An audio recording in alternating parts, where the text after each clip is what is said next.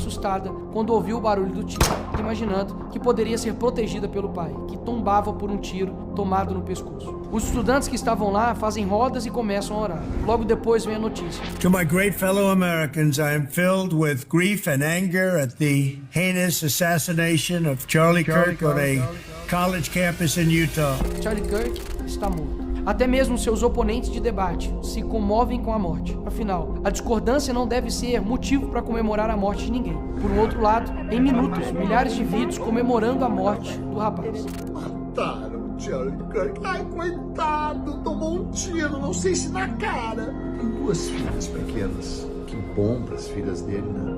Que bom para as filhas dele. Que vão crescer sem a presença do sujeito repugnante, canalha, racista. A esquerda rapidamente tentou classificar o atirador como um extremista de direita. Tudo falso. O que se sabe realmente até agora? Era o único de esquerda na sua família e, além de romper com ela, foi morar com uma companheira trans. A real é que Charlie defendia valores conservadores como família e liberdade de expressão. Isso foi o suficiente para que ele fosse rotulado de extrema direita, mesmo sem nunca ter ameaçado ou praticado violência contra ninguém em momento algum de sua vida. Repito, ele nunca praticou qualquer ato de violência contra quem quer que seja. Ele era conhecido mundialmente exatamente pelo oposto, o diálogo. Rodava universidades, debatendo, discutindo e ensinando aos estudantes os mais diversos assuntos, respondendo sempre de forma aberta e sincera, apresentando de forma respeitosa e muitas vezes até amável os seus pontos de vista. Extremista, fascista, racista. Era assim que a grande mídia e os esquerdistas em geral o rotulavam. As justificativas, ele defendia coisas absurdas. E por isso ele merecia morrer. Eu mesmo não concordava 100% com Charlie. E mesmo que você acredite que ele defendia algo absurdo, ele merecia ter sido assassinado por isso. Uma pessoa não deveria ser livre para falar o que quiser sem que ela mereça tomar um tiro por isso. Porque mesmo o assassino que atentou contra a vida de um pai, destruiu o futuro de uma família, não foi tratado como extremo alguma coisa por absolutamente nenhum veículo da mídia tradicional. Porque, inclusive, não foram taxados de extremistas os inúmeros indivíduos que publicamente comemoraram este ato covarde e revoltante. Vou além, porque alguns dos seus amigos e amigas, talvez até você, ache normal que alguém comemore o assassinato de uma pessoa que apenas publicamente defendia as opiniões que talvez você não concorde. A resposta é simples: programação mental. A força concentrada da grande mídia que fica falando a mesma coisa o tempo todo, junto com o controle ideológico nas escolas e universidades e a atuação coordenada dos partidos, cria um ambiente cultural perfeito para eles, uma verdadeira fábrica de doutrina. Ali, as crianças são doutrinadas desde pequenas, não por acaso, mas por um sistema que diz o que pensar e quem odiar. Acabam virando adultos cheios de rancor, prontos a rotular qualquer um de fascista ou racista, sem nem debater. O resultado é uma sociedade polarizada e infantilizada, onde a educação pública às vezes forma cidadãos críticos, mas militantes raivosos, prontos para o cancelamento em massa. É isso mesmo. Um resultado da programação mental nos colégios, universidades, pela repetida propaganda da grande mídia e pelos partidos de esquerda é esse: a desumanização daqueles que discordam das suas ideias, que assim passam a ser merecedores de violência e até morte, como nos atos terroristas da facada do Bolsonaro, do tiro do Trump ou no assassinato do Charlie Kirk. Ora, se alguém é fascista ou nazista, merece o quê? Mas e você, que não concorda com o assassinato de indivíduos que pensam diferente? Será que está livre dessa programação? Reflita. Será que você realmente repudia com a força necessária esses atos? Será que você se posiciona publicamente contra eles? Será que você tem a coragem de confrontar no debate quem os defende? Se a resposta foi não, você também foi programado. Programado para ser um covarde, para aceitar com normalidade atos abjetos. A esquerda não se limita a discordar do adversário, ela precisa negá-lo enquanto ser humano. E isso não vem de agora. Em 1942, os nazistas desumanizaram os judeus.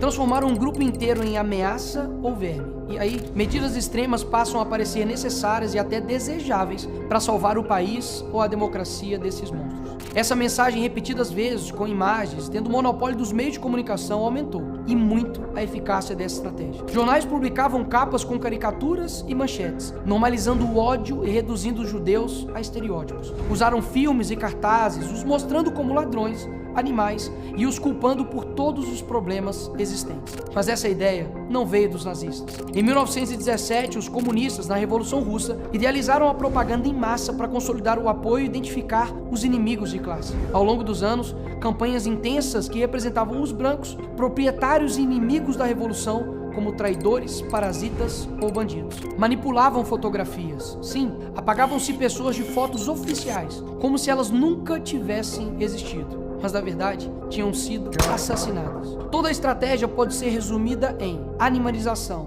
caricatura, negação da humanidade, repetição massiva nos jornais e a manipulação da história. Porque antes do genocídio físico, é necessário que tenha um genocídio cultural. Isso te lembra algo?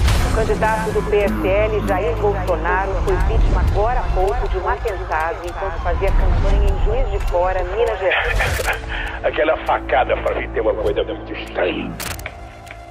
Tem uma coisa muito estranha. Uma facada que não aparece sangue em nenhum momento. O ex-presidente dos Estados Unidos, Donald Trump, escapa por pouco de um atentado a tiros. E o pré-candidato à presidência da Colômbia, Miguel Uribe, morreu hoje aos 39 anos. O político da oposição foi atingido por 3 tiros. Essa gente que renasceu no neofascismo tem que ser extirpada. Mas considerando que você, como afirma, é uma boa pessoa, nós estamos dispostos a oferecer a você o seguinte: um bom paredão, onde vamos colocá-lo na frente de uma boa espingarda, com uma boa bala, e vamos oferecer, depois de uma boa pá, uma boa cova.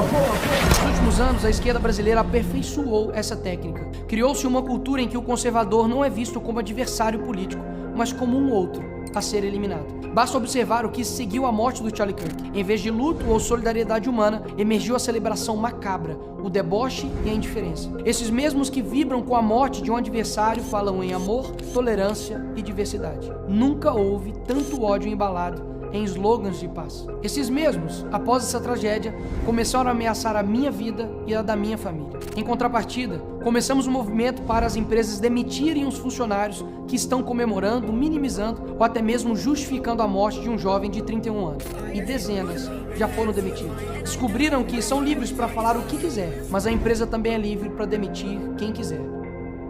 Mas além disso, fiz um convite forte para todos que estavam comovidos e indignados. Seja a extrema-direita que eles tanto têm medo. Em outras palavras, ame e defenda a sua família de forma extrema. Pratique a sua fé de forma extrema. Defenda a sua liberdade de forma extrema. Ou seja, siga fielmente e viva de forma coerente com seus valores de forma extrema. E não aceite mais ameaças ou rótulos criminosos que sejam usados contra você por causa disso. Não aceite mais que ninguém